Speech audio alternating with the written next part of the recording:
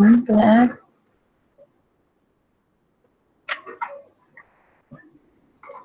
Kamu nampak tak? Slideshow. Nampak doktor. Ni akan jarakkan sikit lah macam ni. Nampak. Okay. Tumpu sangat dengan laptop hari ni. Pening lah. Okay. Persekitaran psikososial. Konsep persekitaran psikososial ni selepas kamu ia berkaitan dengan persekitaran dalam bilik darjah, iaitu selain daripada persekitaran fizikal, aspek psikososial juga penting untuk mendapatkan kelas yang kondusif. Apa dia persekitaran psikososial? Jadi, ia merujuk kepada keprihatinan guru terhadap kebajikan murid-murid dalam kelas. Baik, sekarang saya nak tanya kamu. Sebelum ni kamu belajar dengan tentang persekitaran fizikal. Siapa yang boleh bagi respon? Apa dia persekitaran fizikal?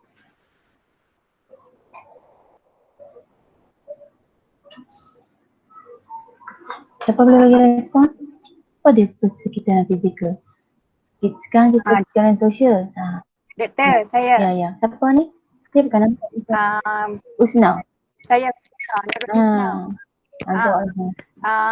Pada pahaman saya, fizikal tu dia benda yang kita boleh lihat, sentuh, rasa yang menggunakan 5 dera.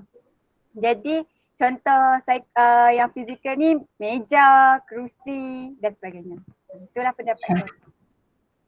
Itu fizikal. Ada tak lagi yang kamu tak boleh sentuh? Pun termasuk juga. Apa dia? Ekologi. Apa dia? Ada pengudaraan. Pengudaraan juga termasuk dalam aspek fizikal. Pengudaraan, pencahayaan, bunyi, ruang. Itu selain daripada hak yang kamu boleh sentuh. Fizikal memang kamu tahu. Yang tu lah. Yang boleh sentuh apa semua. Memang automatik tahu dah. Tapi selain daripada tu, yang melibatkan cahaya kan. Mana kata lampu itu adalah fizikalnya. Nampak tak? Kemudian pengudaraan. Ada tingkap masuk kan. Tu tingkap yang bagaimana? Udaraan yang sesuai. Ada kipas. Melibatkan sebab tu yang dia kita kata fizikal di sini. Dia melibatkan pengudaraan. Ruang. Makna kata saiz kelas tu. Benda yang boleh sentuh. Faham Okey. Baik. Itu fizikal. Jadi fizikal dan sosial, psiko ni makna kata dalaman manusia berkait dengan hubungan sosial. Jadi semua itu mempengaruhi kelas yang kondusif. Kelas yang kondusif. Jadi di sini apa faktor yang menyumbang kepada persekitaran psikososial? Ada 3 kategori. Tak lagi kita nak tengok satu persatu. Jadi apa dia 3 kategori itu? Iaitu yang pertama, tanggungjawab guru dan murid. Kedua, kemahiran hubungan manusia. Ketiga, pengekalan persekitaran sosial.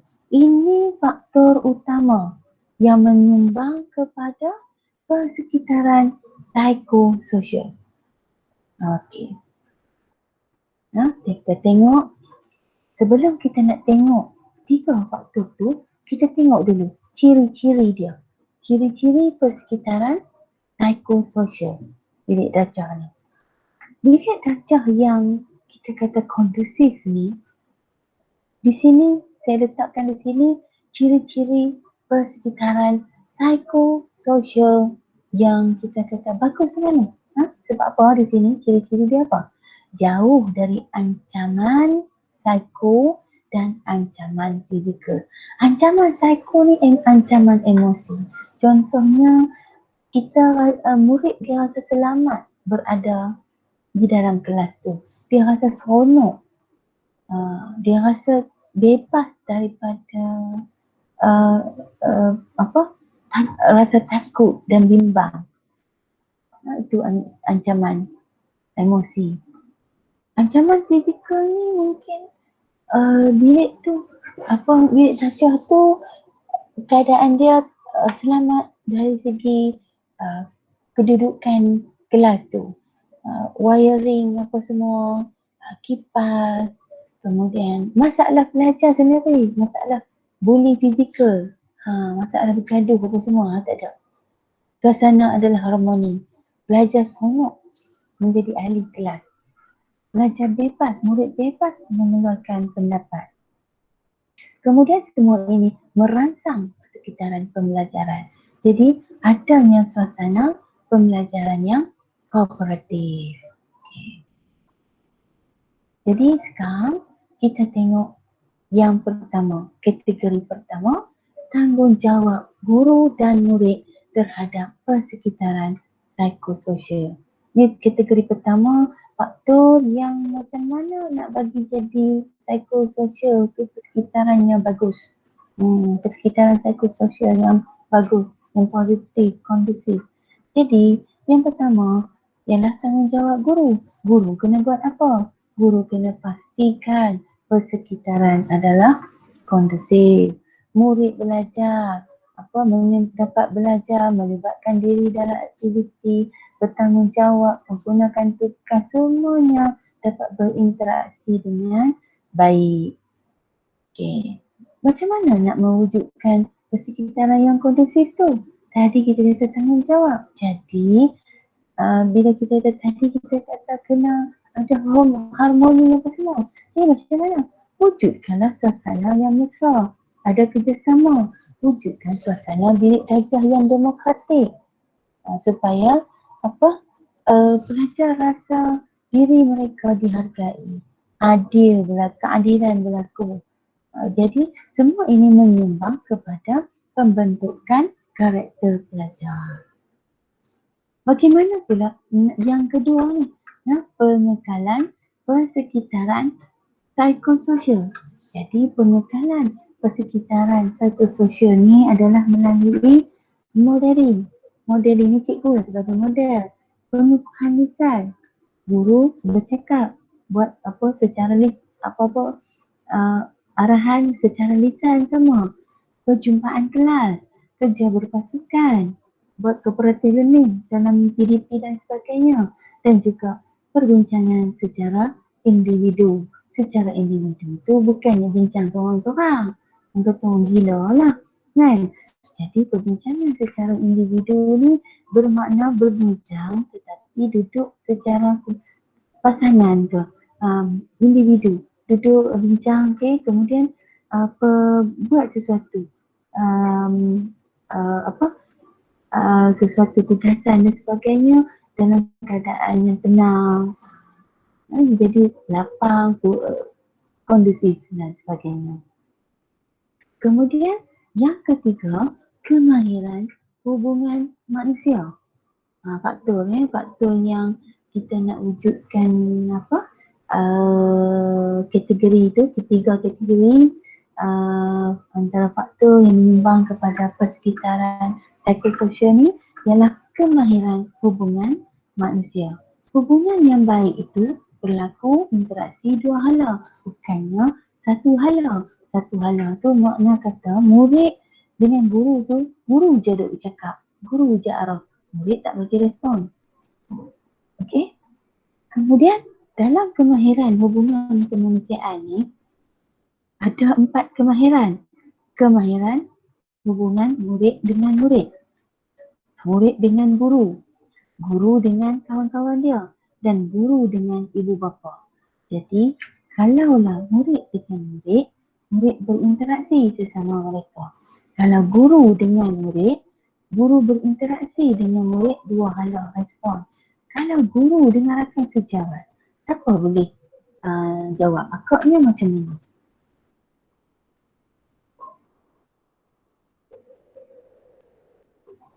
Siapa boleh jawab?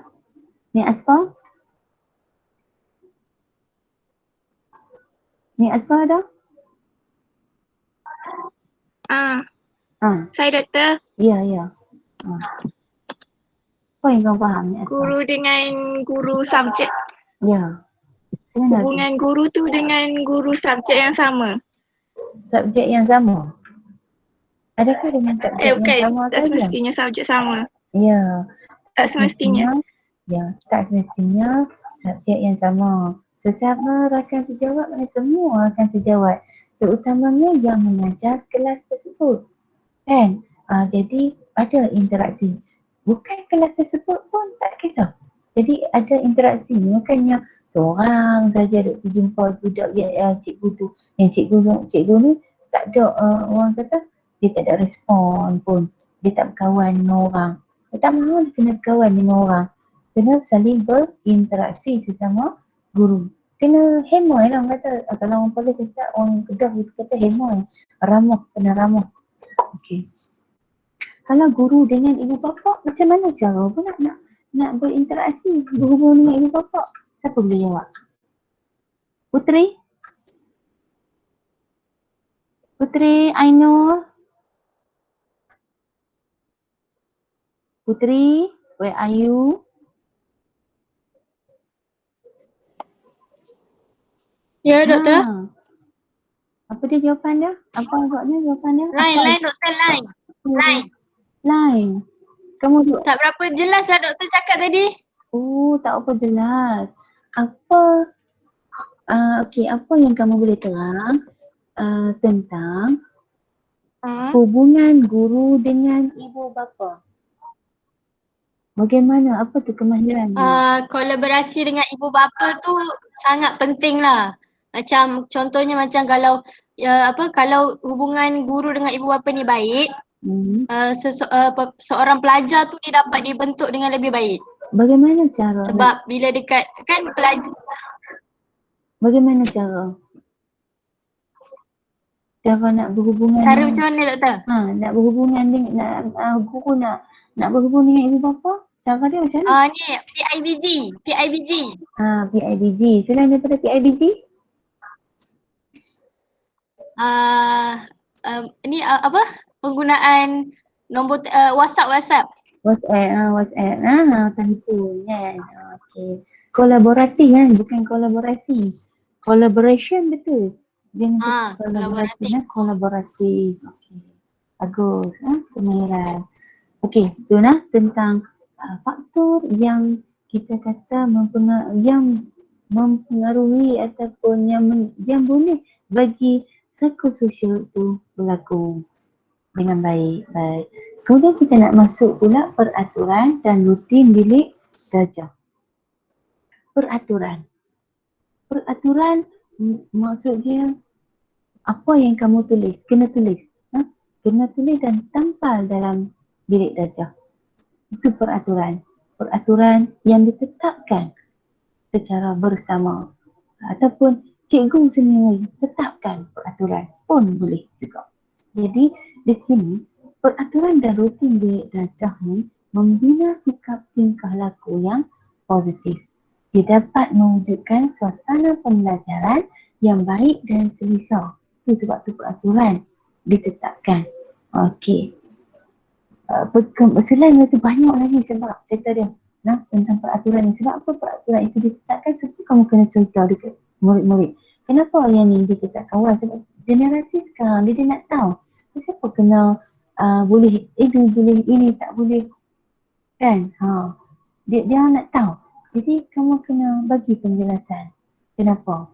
Okey, dan juga aspek keselamatan sebab tu peraturan ditetapkan. Sebelum nak masuk ni, bagaimana aspek keselamatan itu menjadi penting terhadap peraturan tersebut, terhadap sesuatu peraturan itu. Bagaimana kamu nak kaitkan peraturan itu disediakan dengan aspek keselamatan? Siapa boleh jawab?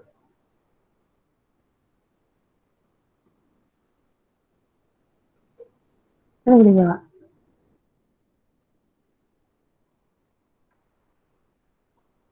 Nak tanya ni Ja'far Siddiq. Dia saya melebih pula dah.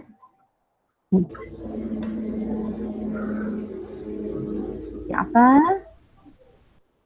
Ya, betul. Ya, kamu nak kait macam mana tu peraturan dengan aspek keselamatan tu. Sebab peraturan ditetapkan sebab unsur keselamatan.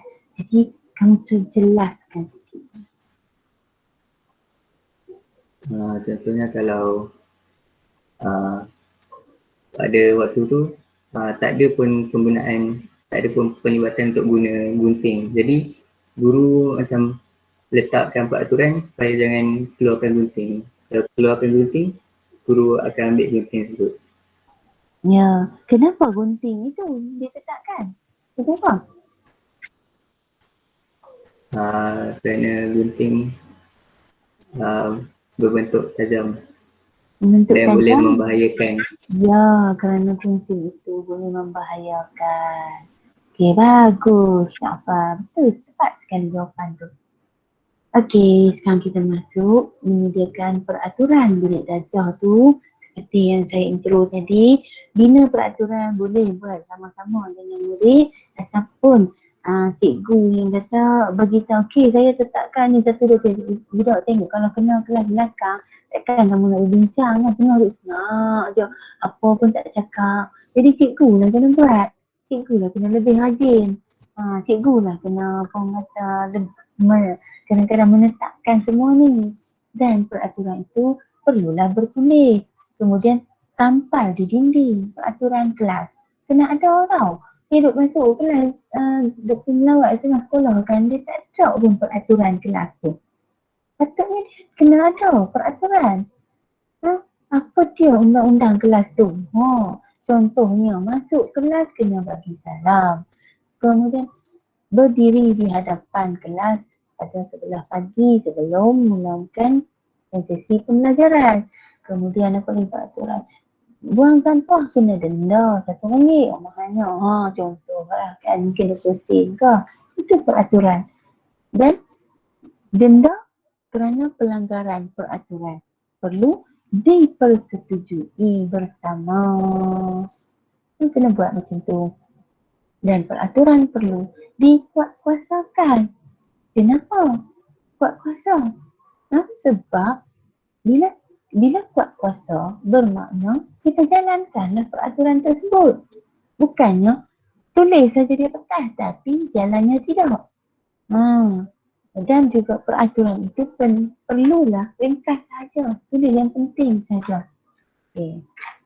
Tulis yang maksudnya bukan tulis yang penting. Tulis ayat ringkas. Perkara-perkara yang kamu nak pentingkan bagi kelas kamu. Dan penguatkuasaan itu pula perlulah konsisten. Jangan hari ni kata boleh, esok kata tak boleh. Jadi apa yang kata tak konsisten. Kena konsisten. Dan kena adil. Semua sama. Tak kira anak datuk ke, anak tantri, anak penori kita.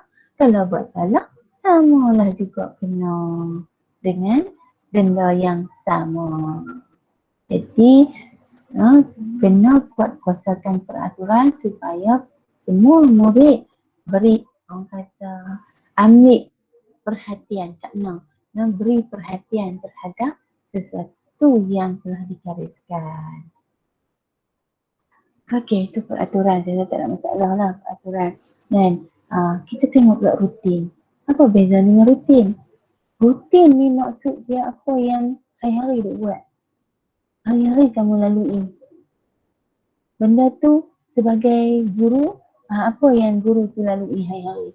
Sebagai murid, apa yang dia lalui hari-hari.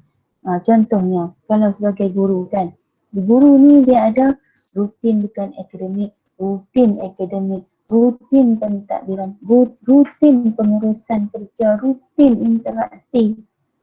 Banyaklah. Jadi rutin bilik darjah yang baik dan sistematik, 3 ni yang penting. Yang pertama, kita tengok rutin bukan akademik. Apa dia? Rutin tentang apa? Dia tahu simpan rekod kedatangan. Sekarang ni rekod kedatangan online kan. Saya rasa tik online kot. Tik aja kehadiran tu, kemudian hantar. Dulu kena tick di buku rekod. Kemudian buat pendaftaran murid. Ada online juga. Kutip yuran. Yuran kena bagi by hand ataupun online pun boleh kutip yuran. Okey. SPDT.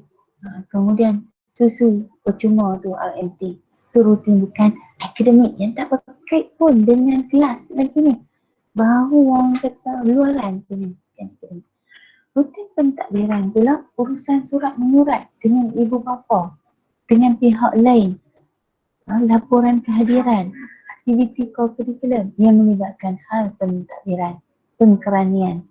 Kemudian yang ketiga, rutin akademik. Yang ni yang akademik. Berkait dengan PDP dalam kelas.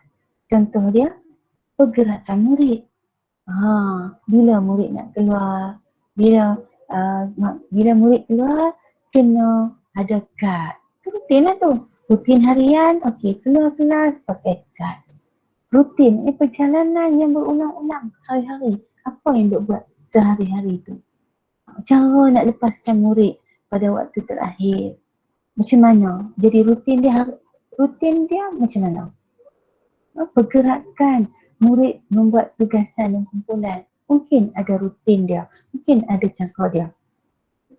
Kalau nak mengasah pensel, contoh dia, kan? Bagaimana murid nak asah pensel? Kat mana? Rutin dia macam mana? Kena pergi ke satu kotak ke? Boleh kat sini ke? Atau kat mana ada satu tempat rutinnya begitu. Kemudian rutin pengurusan kerja, cikgu rancang PDP, rutin pembelajaran, cikgu rancang nak bagi macam mana nak bagi arahan, macam mana nak buat PDP dan sebagainya, nak menyampaikan demonstrasi, menyampaikan soalan dan sebagainya. Rutin pembelajaran. Banyak lagi kalau kamu nak baca di sini tentang rutin pembelajaran. Rutin interaksi. Contohnya hari-hari kalau berinteraksi, bagaimana persediaan diri untuk PDP. Rutin interaksi, mula-mula contohlah cikgu akan key in dulu siapa yang hadir ataupun intro dulu, apa dia. Contohlah baca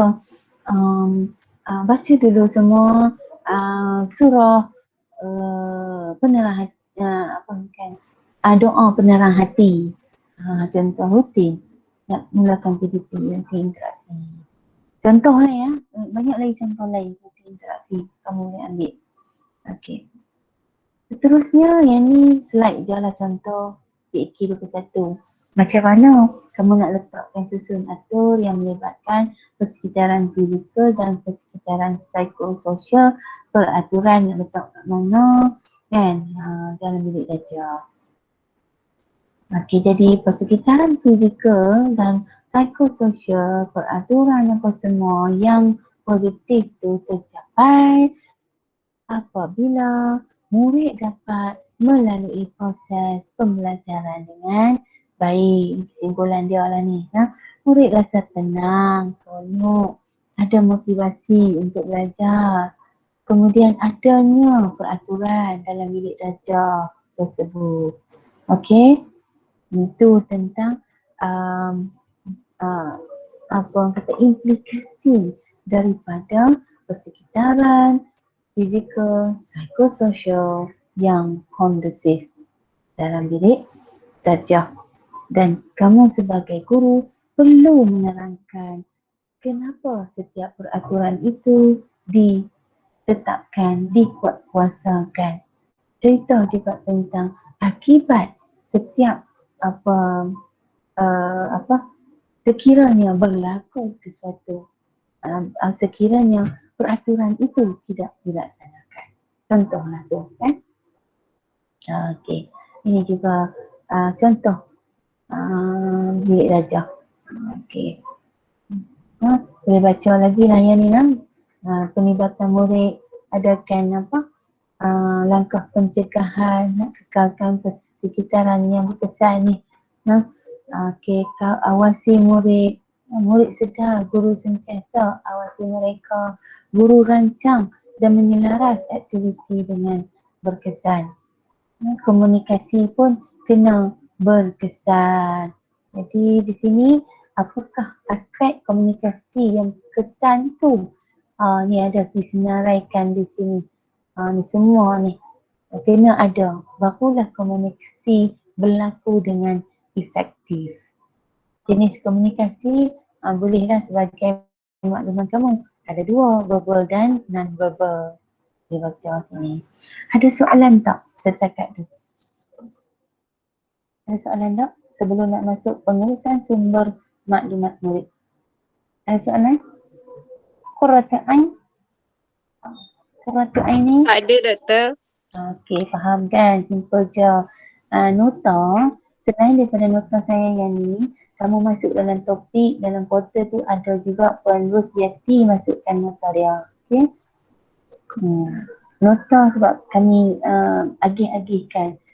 Saya akan masukkan nota untuk topik 1 dan juga topik terapi. Masing-masing yang mengajar subjek ni 4 orang. Nanti masing-masing akan masukkan. Kami tunggu je lah dalam portal.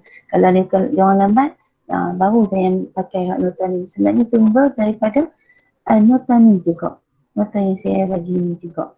Cuma tak ada yang lain. Kamu bolehlah juga cari buku pengurusan bilik darjah dan tingkah laku. Oh, saya tertinggal lah. Tertinggal kat dalam kat rumah. Pengurusan sebab itu duk buat soalan. Jadi saya buat balik. Kamu boleh cari Oxford dekat kedai buku ada. Buku pengurusan bilik darjah dan tingkah laku. Nanti saya masukkan buku tu, contoh buku-buku yang boleh kamu carilah dalam portal tu. Kan saya tengok pengurusan sumber maklumat ni sebenarnya berkait dengan cikgu isi maklumat kamu dan simpan maklumat, bukan kamu siap, murid-murid. Cikgu isi maklumat murid-murid dan simpan. Dan cara simpan dia kalau dulu melalui kad 001.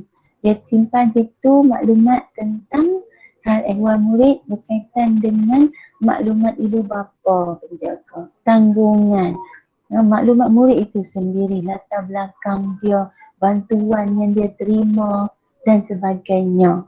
Tetapi sekarang ni dah ada sistem iaitu melalui aplikasi pangkalan data murid. Lama dah saya rasa kamu pun masa kamu belajar di sekolah dah pakai dah online ni. Lama dah. Lebih kurang tahun 2015 dulu ni, awal-awal 2011, 2010 macam tu betul. Kamu cek lah ada dalam internet maklumat ni.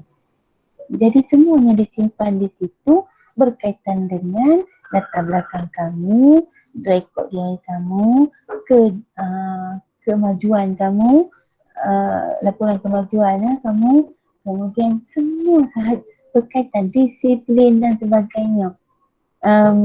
Murid-murid silap bukan kamu. Murid silap saya tersatu. Berkait dengan murid di sekolah. Semuanya disimpan dalam APDM ini. Okey. Satunya kan kalau nak masuk mesti sekarang ni dia tengok juga semua aspek. Kan dekat tengok prestasi result kamu. Result murid saja. Jadi tu. Dan juga sistem APDM tu sebenarnya data tu juga digunakan untuk sistem analisis peperiksaan sekolah tu. Dia ada link di situ. Okey. Ni lah nak ambil sebagai maklumat tambahan kan kegunaan APDM ni. Contoh nak bagi bantuan kebajikan, bantuan makanan tambahan dan sebagainya, nak bagi beasiswa dan sebagainya tu dia kita tengok melalui APDM. Okey, itu sahaja. Ada soalan ke tidak? Masa selebih ini kamu masuk baca dalam portal tu maklumat tambahan di situ ataupun baca nota ni sekali lagi sebab esok kamu nak prepare time 11.51 tu kamu masuk lagi baca dalam portal video-video dalam portal tu untuk apa bagi maklumat tambahan yang tu hybrid dalam orang kata PDP juga, PDP segera. Boleh faham kemudian kamu respon videokan dalam grid tu, masukkan tu link tu je, tak perlu susah-susah, tapi nak explore dulu pun boleh juga lah grid tu. Ada soalan? Tak ada doktor. Ada. Okey, jangan lupa isi kehadiran dalam GC ya. Tak ada doktor. Okey, isi dalam GC kehadiran. Saya tak pakai Google Form, semua bicara dia pakai Google Form untuk isi kehadiran. Saya pakai Google Doc ni senang, duk ada dalam tu sahaja. Memang boleh tengok lah dalam drive tu pun kan. Tapi senang untuk mudahkan saya masing-masing. Okey, itu saja. Sekian, terima kasih. Minta maaf kalau ada salah dan silap. Saya live Terima dulu. kasih doktor. Ya, saya Terima kasih doktor. Terima kasih doktor. Terima kasih doktor.